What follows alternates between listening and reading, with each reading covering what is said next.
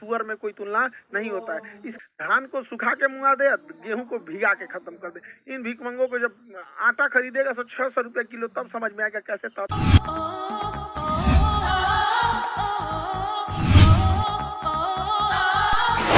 तो धान की फसल बर्बाद हो जाएगी। और उस पानी को रोके रखे, और जब ये पानी जाएगा, ठंडी का दिन आएगा, अक्टूबर नवंबर आएगा, तो गेहूं बोने का टाइम आता है। गेहूं को ज्यादा पानी देंगे तब नष्ट हो जाएगा, तो उस समय पनिया छोड़ दे।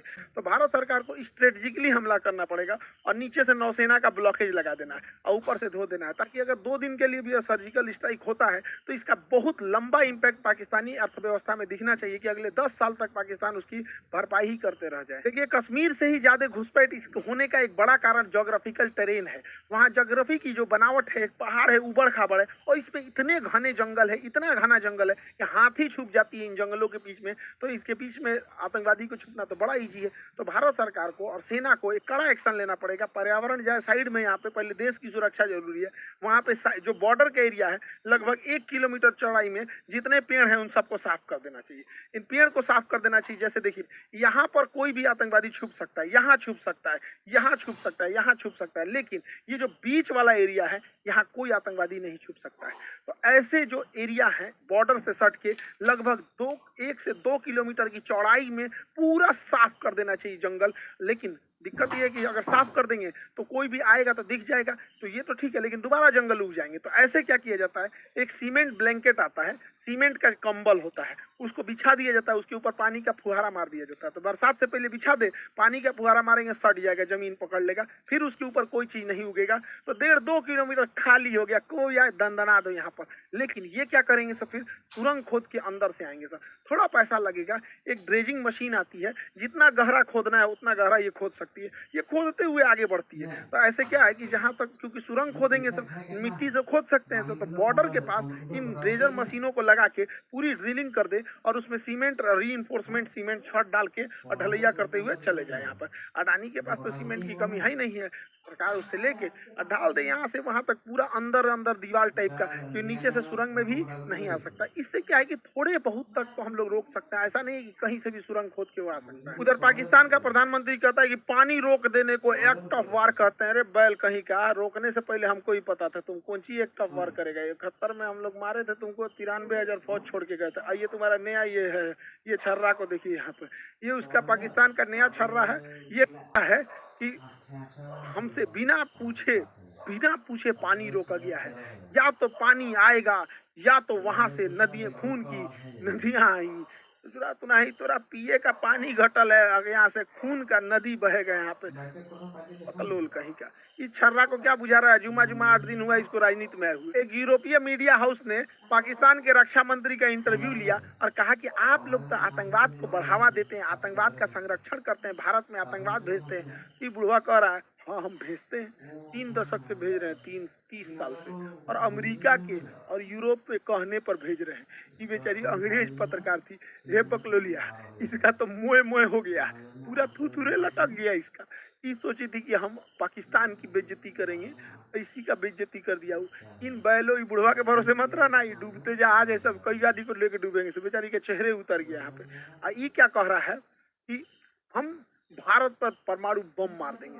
तुम पहले भारत पे परमाणु बम मारोगे तो ऐसे तो चला के तो मारोगे नहीं परमाणु बम, किसी जहाज से लेके आएगा, मिसाइल से ले आएगा मारने के लिए, ऐसे तो ले आके नहीं सीधा ने पटक देगा। तो हमारे पास S-400 है, तुम्हारा जहाज उड़ने से पहले, बुढ़ऊ समझ में आ गया चाचा, जहाज उड़ने से पहले S-400 को पता चल जाता है। अगर 400 किलोमीटर के दायरे में कोई जहाज जैसे टेक ऑफ करता है पता चल जाता है, मार के गिरा दिएगा।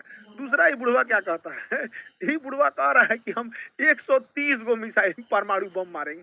अरे बैला कहीं का, तुम भारत को मारने के लिए 130 को परमाणु बम चलाएगा, पूरा एशिया उड़ाना है क्या रे। ये बुढ़ा सटिया गया है, इसको पूरा एशिया, हम लोग को कोई जरूरत नहीं है 130 परमाणु बम चलाने की, हम लोग के लिए 5 गो एनफ है। इधर ग्वादर, इधर कराची, इस्लामाबाद, मुल्तान, लाहौर, पेशावर यही 5-6 गो है, ये है काम खत्म। यहाँ 130 गो चलाएगा ये बैल कहीं का। देखिए भारत सरकार को टेक्टिकली सोचना पड़ेगा कुछ खुफिया तरीके से। देखिए जो बंदूक की गोलियां होती हैं, अगर इनमें हम साइज थोड़ा सा बड़ा कर दें तो बंदूक के अंदर ही फट जाएगी। और हम लोग जो पाकिस्तानी जो कश्मीर में गोलियां स्मगलिंग कर रहा है उसकी चेन में घुसना पड़ेगा। हमारी इंडियन आर्मी का एक कवर्ड ऑफिसर उस चेन में घुस जाए गोलियों की सप्लाई वाले में, और उन्हीं 1000 गोलियों के बीच में एक ऐसी गोली डाल दे जिसका साइज थोड़ा सा बड़ा हो। अगर थोड़ा सा साइज बड़ा हो तो बंदूक के अंदर ही फट जाएगा। नहीं तो इन गोलियों को गर्म करके बेच दे, पानी में उबाल देने के बाद इसके अंदर का बारूद काम नहीं करता है, उसके बाद ये गोली चलाएगा तो ठक ठक बोलेगा, गोली नहीं निकलेगा। तो धीरे धीरे धीरे धीरे कैसे नकली नोट मार्केट में आ जाता है तो पता नहीं चलता। उसी तरह नकली गोलियां पहुंचा देना है, जो साइज में बड़ी हो तो बंदूक फाड़ देगी, नहीं तो उबला हुआ रहेगा। पानी में उबाल देंगे उसके बाद सुखा देंगे तो पता कम चलेगा कि अंदर का बारूद काम नहीं कर रहा है। 1000 के बीच में से 100 गो गोली ऐसे ही ना निकाल दे तो ये हो जाएगा। लेकिन हम तो कहते हैं सरकार से कि एक छोटे साइज का नैनो चिप बनाइए, माइक्रो चिप बनाइए जो जीपीएस सिग्नल दे सके, जीपीएस सिग्नल दे सके, और इन बंदूक के पीछे बट में या कहीं पे भी उसको इंस्टॉल कर दे। उस जीपीएस सिग्नल देने वाले को जहां भी इंजीनियर देखे सब कोई सुटेबल जगह उसके जगह पे उसको इंस्टॉल कर दे, और स्मगलर के थ्रू अपने ही स्पाई खुफिया एजेंसी के थ्रू उन आतंकवादियों में बंटवा दे राइफल। अब ये दूसरा राइफलवा में जीपीएस लगल है, अभी जहां जहां आतंकवादी जाएगा सब ना वो जीपीएस ट्रैक करते रहेगा।